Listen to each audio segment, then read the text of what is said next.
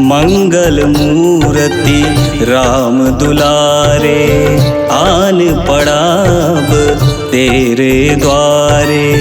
हे बजरंग बली हनुमान, हे महावीर करो कल्याण, हे महावीर करो कल्याण।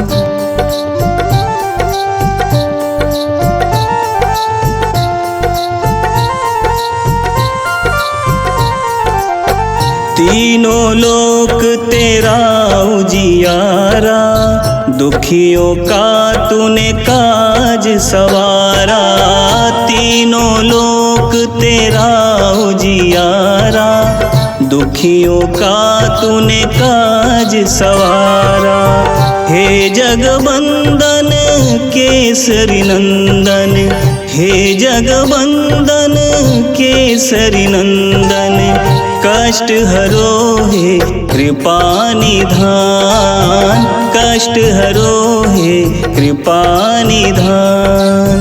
मंगल मूर्ति राम दुलारे, आन पड़ाब तेरे द्वारे। हे बजरंग बली हनुमान, हे महावीर करो कल्याण, हे महावीर करो कल्याण।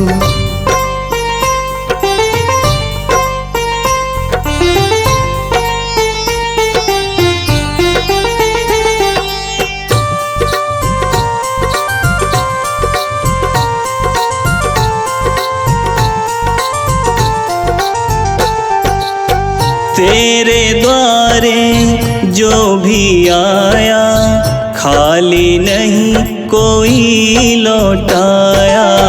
तेरे द्वारे जो भी आया, खाली नहीं कोई लौटाया। दुर्गम काज बनावन हारे, दुर्गम काज बनावन हारे। मंगलमय दीजो वरदान, मंगलमय दीजो वरदान। मंगल मूर्ति राम दुलारे, आन पड़ाब तेरे द्वारे। हे बजरंग बली हनुमान, हे महावीर करो कल्याण, हे महावीर करो कल्याण।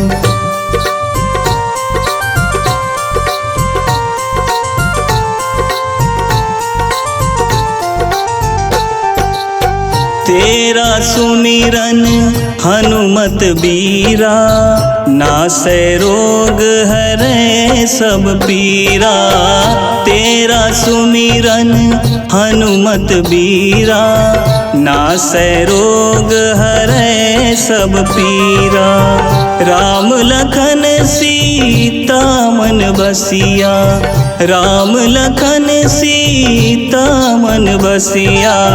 शरण पड़े का लीजय ध्यान, शरण पड़े का लीजय ध्यान। मंगल मूर्ति राम दुलारे, आन पड़ाब तेरे द्वारे। हे बजरंग बली हनुमान, हे महावीर करो कल्याण, हे महावीर करो कल्याण।